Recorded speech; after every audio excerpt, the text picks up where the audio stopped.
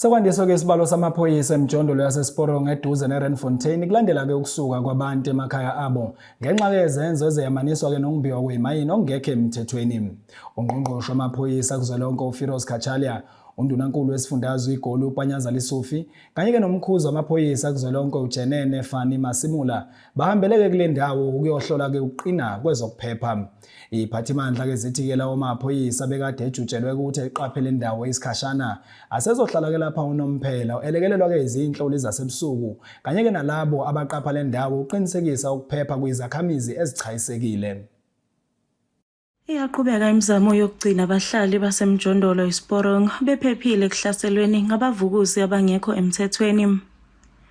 NgoLwesithathu, undunankulu wesifundazwe saseGoli kanye nebamba likangqongqoshe wamaphoyisa kuleli bahambele le ndawo ukuyoqapha ukusebenza kwamaphoyisa. Ukhulumela umnyango wamaphoyisa ulandise kanjena.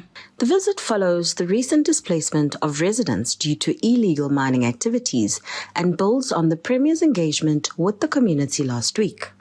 During the Premier's previous visit, short-term measures were implemented to stabilize the area.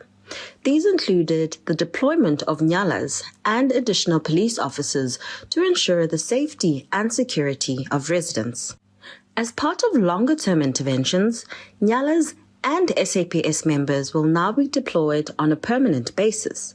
In recognition of the community's vulnerability, night patrols will also be conducted by SAPS members in collaboration with local community patrollers.